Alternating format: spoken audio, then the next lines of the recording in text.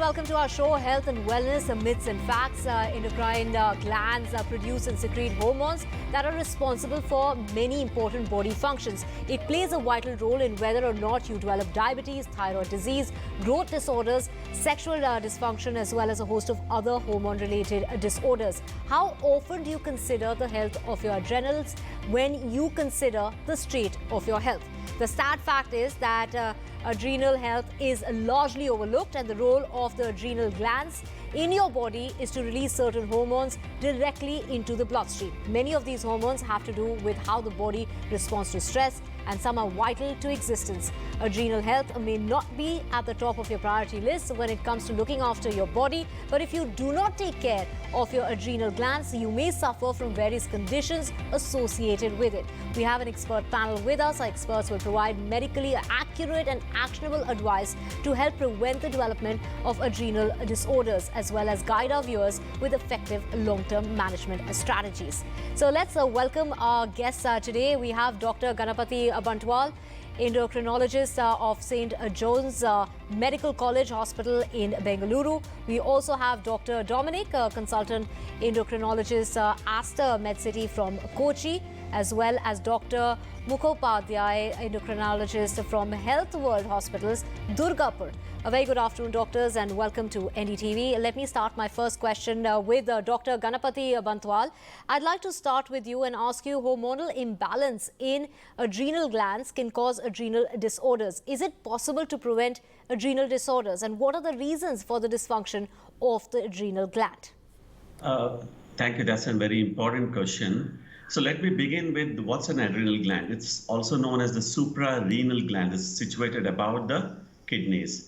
So it produces hormones like glucocorticoids or cortisol. We call it as the stress hormone, which is required for the fight and flight reaction. Then you have what are known as mineralocorticoid, which help in regulating the salt and water regulation of that. And then you have adrenal androgens, which play a role in the puberty also, a little bit about puberty. So when you have an excess of these hormones, it can produce what is known as Cushing syndrome. If there is an excess of mineralocorticoid, it produces what is known as hyperaldosteronism, which is characterized by high blood pressure with a low potassium. And then you can have a cancerous growth of this, which is called as an adenocortical carcinoma, where it could produce all the hormones in excess. It can also be because of hypofunctioning, that is, the hormones are produced in low quantities. Say you have what is known as Addison's disease, and the most commonest cause being autoimmune, but in India, it continues to be infective, like what is known as tuberculosis or other infective cause. The other main reason why this happens is because of exogenous steroid abuse, which suppresses our own gland. And when suddenly you stop it, the patient lands up in what is known as adrenal suppression. He has symptoms of hypertension, etc. So a little bit difficult with health to say we can prevent this. Maybe the infective causes that could actually come down when you're healthy. You have a healthy diet, you do good exercise. Right, doctor, thank you so much for breaking that down for us. Now, how widespread are these adrenal gland problems among Indians? Does their prevalence differ when it comes to, say, men or women? Dr. Dominic, if you would like to answer that question. Yeah, adrenal, good afternoon. Adrenal disorders are actually rare. They say about, we don't have much evidence from India.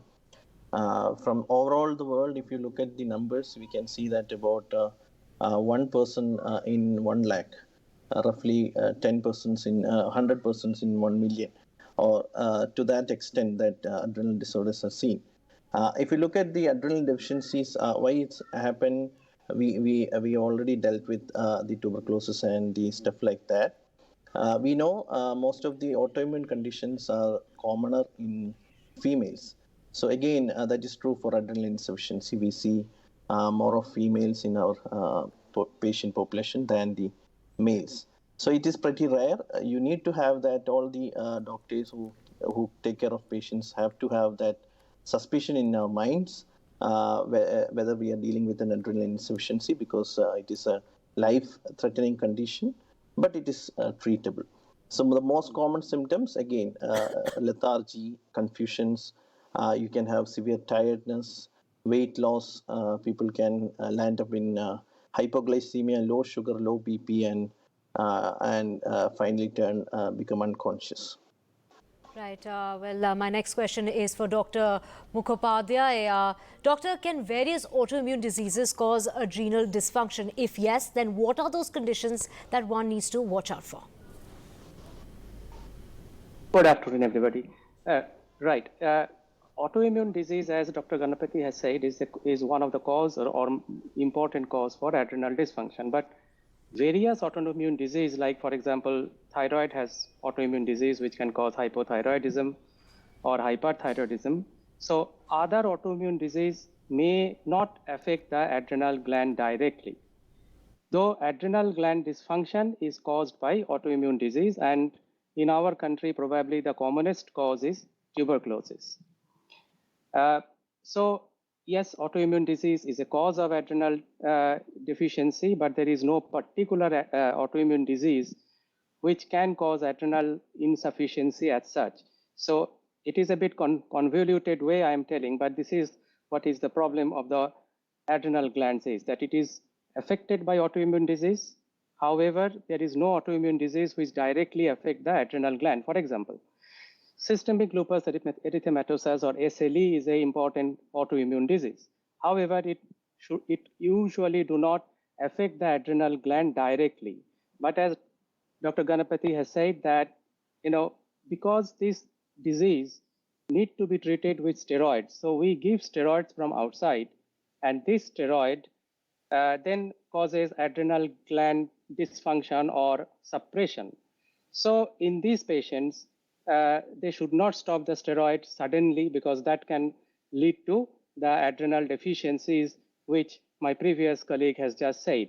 So this is an important advice for those who are being treated for all type of autoimmune disease, that they should not stop their steroids without consulting their doctor or the primary care physician.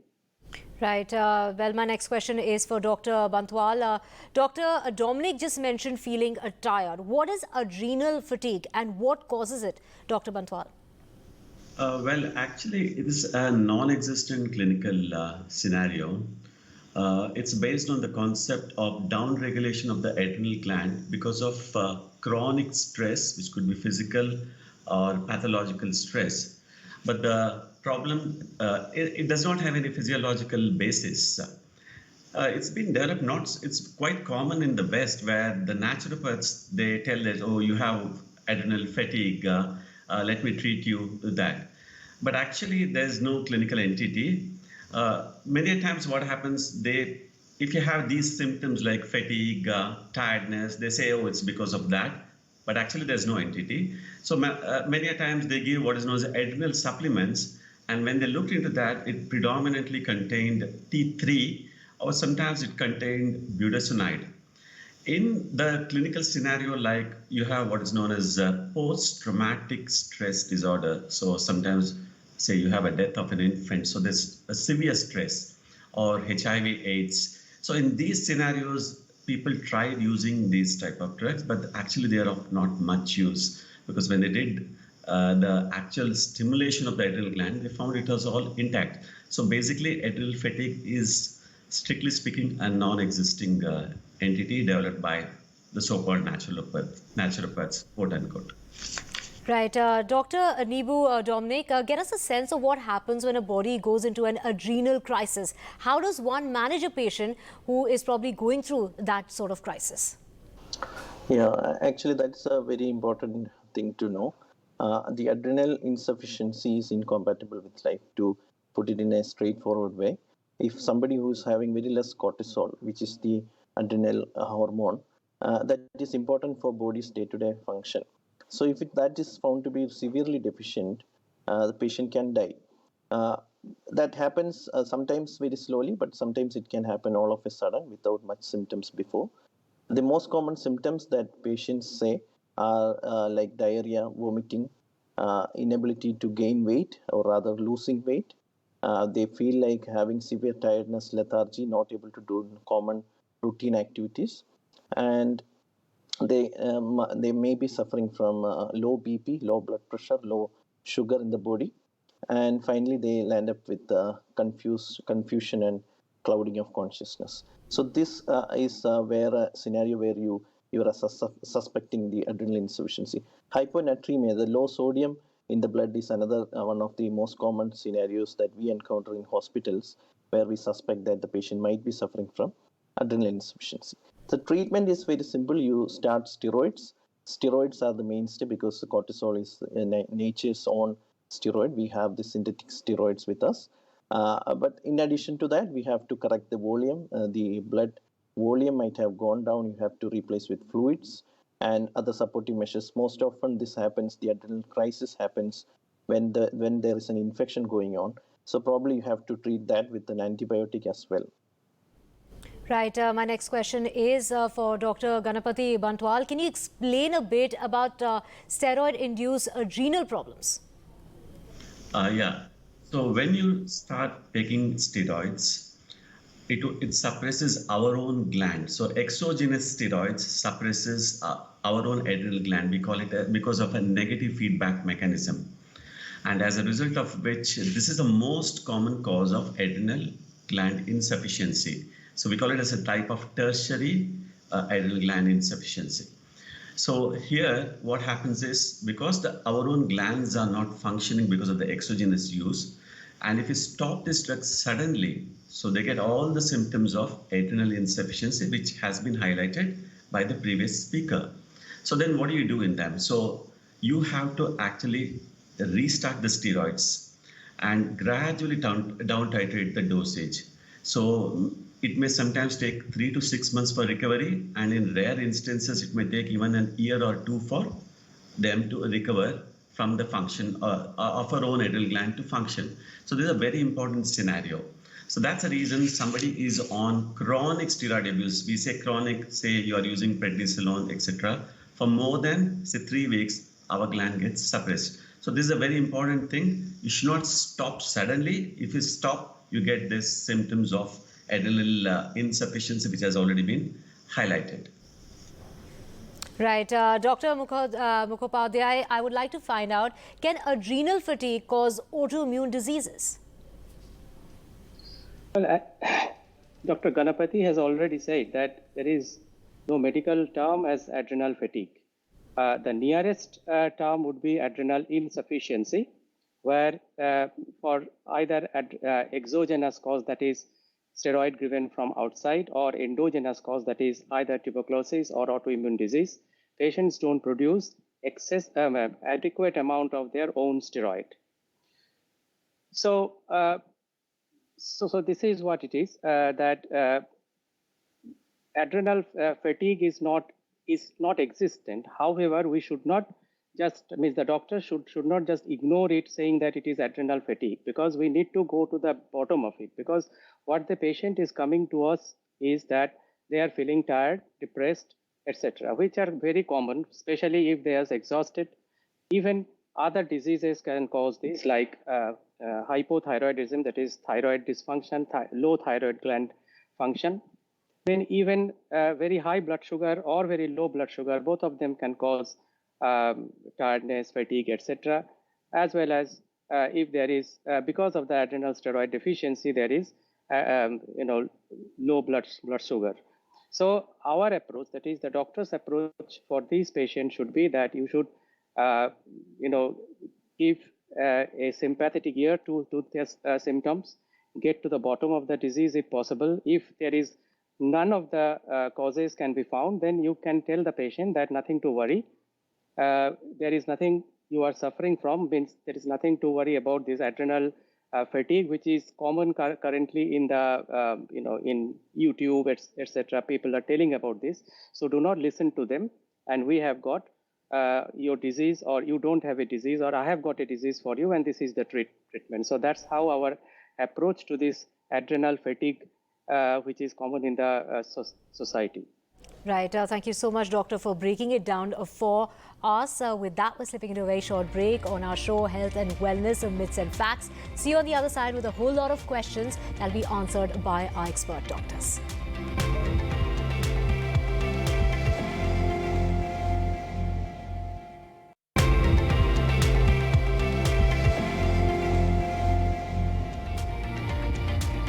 Hello and welcome back to our show, Health and Wellness, Myths and Facts. We have with us Dr. Bantwal as well as Dr. Dominic and Dr. Mukhopadhyay also joining us on the show. My next question is for Dr. Dominic. What is congenital adrenal hyperplasia and how common is it? Congenital adrenal hyperplasia is a condition where the adrenal gland is not producing the hormones in a correct, proper way. So this is mostly manifested in the early childhood itself after the baby is born. And you look at it as to the baby can suffer from ambiguous genitalia, which means that the genitalia can neither be determined as male or a female. The child cannot be determined as a male or a female. There is confusion regarding that. And then the baby can have dehydration and difficulty in gaining weight, and babies can die. So that's a life-threatening condition again, because the important hormones are not produced in the manner which need to be. So most commonly, it happens in to the tune of say around 1 in 10,000 to 1 in 20,000 of births. So it is common, and that is why we advocate that there should be a screening which is happening during the time of birth, as like the hypothyroidism and all. So this is congenital adrenal hyperplasia. The treatment again, because the pathways of production of this hormone is blocked, or it is not happening because of deficiencies of the enzymes producing those, which is again congenital, which is hereditary. It is there in the genes. So you cannot change that you can only treat that with the steroids. You replenish whatever hormone is deficient, and the baby will become all right. And the problems with the genitalia, if at all it has happened already, you can correct it through surgeries if required at a later stage, or sometimes even earlier enough. Right. My next question is for Dr. Mukhopadhyay. What does adrenal gland suppression really mean? Adrenal gland produces three hormones. One is called cortisol, which most of the patients are aware, that is also called in colloquial terms as steroid. Then sex steroids, which in males is not very significant, but in females these are significant. And lastly, adrenaline, that is from where the adrenal gland name came. Adrenaline is a hormone which is required for fight and flight response of any organism. So whenever we are frightened or whatever, this hormone needed to get us going. So there are three steps, that is the three hormones. So mostly the adrenal gland suppression, which the doctors are more concerned about, is the steroids, because many patients, willfully or unwillfully, they take steroids, may be prescribed by any naturopath or any other non-medical doctors who may not be aware of the dosage of those steroids. And when they take it for prolonged duration, the adrenal cortex, that is the outer lining of the adrenal gland, gets absolutely shrunken. And that leads to absolutely no steroid production. And suddenly, if the patient decides to stop this, they get into severe adrenal crisis, which means they can even die. They cannot keep their pressure going. This is a medical emergency. And as Dr. Dominic has said just now about congenital adrenal disorders, these patients also do not produce sufficient adrenal gland, steroids. And these congenital adrenal deficiencies are not very straightforward. That is, it is not in black and white. It can be many shades of gray. So there are few people who may not know that they have got this type of disease, and suddenly, because of some external stress, they started feeling the deficiency. So So this is actually, in short, which we can say what is called as adrenal gland suppression. Right. Thank you so much, Doctor, for breaking it down for us. My next question is for Dr. Bantwal. Is it possible to improve adrenal function naturally with specific lifestyle modifications, whether it's diet or exercise? As you know, exercise improves your cardiovascular fitness, and it also helps to improve your immune system. Now, as a result of this, the infective causes of adrenal gland insufficiency because of, say, tuberculosis, histoplasmosis, can actually be reduced by good diet and exercise, because these diseases happen when your immune system is down, because you're weak, you're not eating properly, you're not healthy, so that's the time. And also, there are certain manifestations of excess cortisol secretion, like difficulty in getting up from the squatting position, stretch marks, purplish color stretch marks. These are features of excess cortisol secretion that actually may get ready. So this happens mainly in patients with, say, who are athletes. And also you have what is known as restorative yogas. People have tried that once again, where you do deep breathing, you are still, you focus on your breath. And this is also supposed to help to improve or boost your immune system. And I would say the infective causes of, say, the adrenal insufficiency because of tuberculosis, etc., may actually improve because of this. So as you know, it helps to focus on your breath while releasing tension. So these types of ones improve the immune system, and diseases which are more likely because of reduced immune functions actually improve. Right. So adopting healthy habits can reduce the strain. Yoga, of course, one of those solutions. My next question is for Dr. Dominic. Can adrenal gland problems cause shortness of breath in a patient? Normally, we would say the breathlessness is not the shortness of breath is not a symptom of adrenal gland insufficiency. But indirectly, it can produce in the way by which it can produce are like if the patient has got anemia, or if the patient has got low blood pressure, then because of adrenal insufficiency, those are some of the situations where you can produce breathlessness. Adrenal insufficiency patients can again have some sort of muscle weakness, general tiredness, lethargy, which again can sometimes be counted as shortness of breath. Usually, and again, for patients with excess of cortisol in the system, like Cushing syndrome, they can have, because of the weight gain and muscle weakness, they can also again complain of shortness of breath. But per se, shortness of breath is not a classical symptom of adrenal insufficiency, but they are the weakness, tiredness, nausea, vomiting, hypoglycemia, hypertension, etc. Right. Thank you so much, Dr. Dominic, Dr. Bantwal, as well as Dr. Mukhopadhyay for joining us on the show Health and Wellness Myths and Facts here on NDTV.